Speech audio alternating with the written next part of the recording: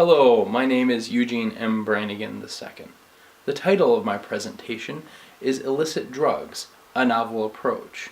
The current public drug policy that seeks to punish citizens with substance abuse disorder rather than approaching them with a stigma-free attitude, according to Leuholm, Kuehl's, Hayes, Kohlenberg, and Larimer, 2014, not only perpetuates but exacerbates the drug problem.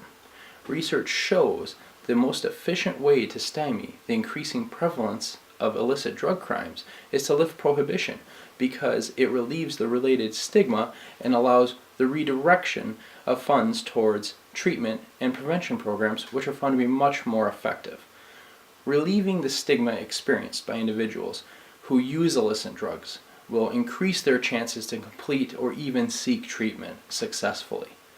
Enforcement and imprisonment is conducted at great expense, but it is only shown to perpetuate the problem and encourages criminal activity for those who are first-time offenders.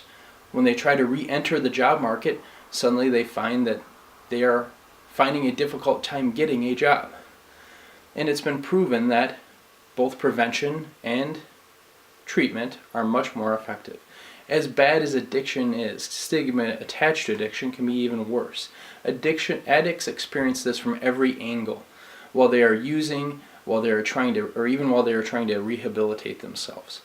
Amazingly, many white-collar professionals may find that when they come to an addiction after they've already gotten to the end of their legally prescribed narcotic medications for pain, maybe after a surgery or a back injury.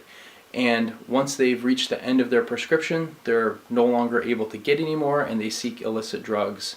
And they hide this because they don't want to lose their jobs or their family or their relationships. Common parlance among many in society would allow people to be classified as stoners or druggies.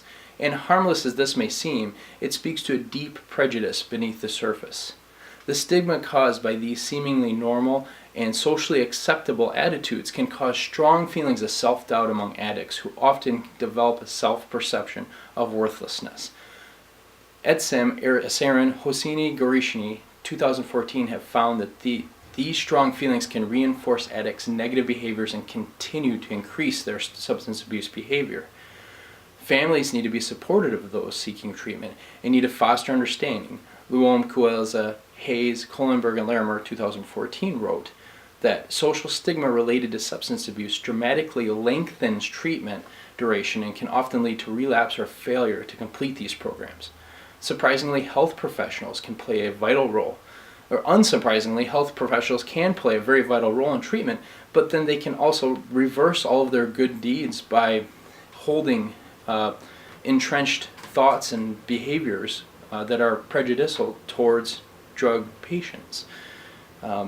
Nurses and doctors who treat substance abuse disorder must especially be sensitive to the addict must be able to trust them with their treatment. Lovie and Barr, 2009 stated, if treatment staff working with patients believe that the addict is not genuinely ill and does not advocate for them, they can actually derail the positive progress for the individual.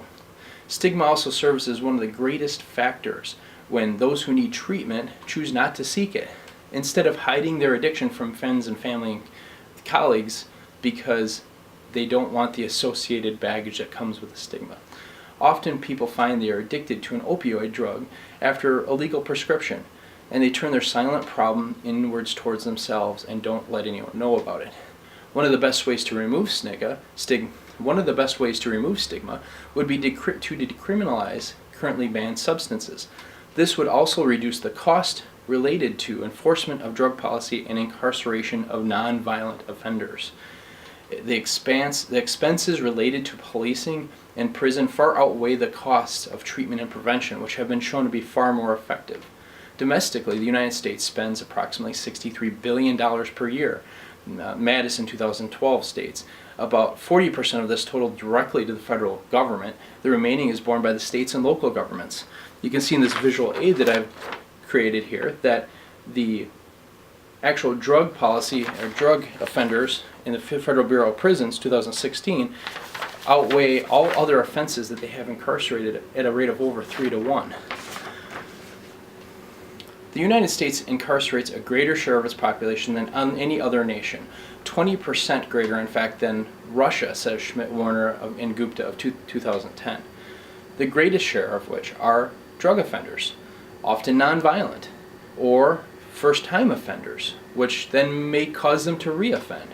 If we were to release nonviolent drug offenders, stop enforcement and interdiction, and instead shift that expense towards prevention and treatment, we could fully fund projects that have been shown to be extremely effective. Per Miller and Hendry, 2007, prevention is by far more cost-effective for reducing substance abuse than, just like the old adage, an ounce of prevention is worth a pound of cure. Preventing abuse through education and incentives can be very effective. And the returns are incredible, on the order of $18 per every $1 spent. And furthermore, treatment yields, according to the National Institute of Drug Abuse, $12 per every dollar spent is returned. And yet those initiatives constantly have trouble finding funding. It makes no logical sense.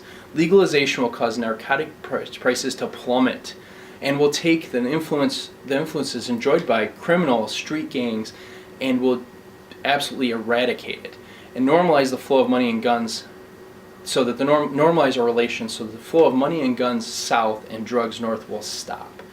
In conclusion, research shows the most effective way to stymie the increasing prevalence of illicit drug crimes is to lift prohibition, because it relieves the related stigma, allows the redirection of funds towards treatment and prevention programs. Stigma is a real problem. It's experienced by drug addicts, probably experienced by somebody you know. It's experienced by people I know.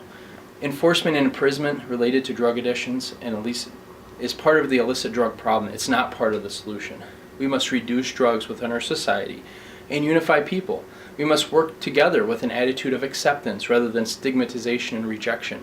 And finally, prevention and treatment plans are far more effective, and community acceptance of these plans will aid in the reduction of stigma as related to addiction. Thank you very much for listening to me, and have a great evening.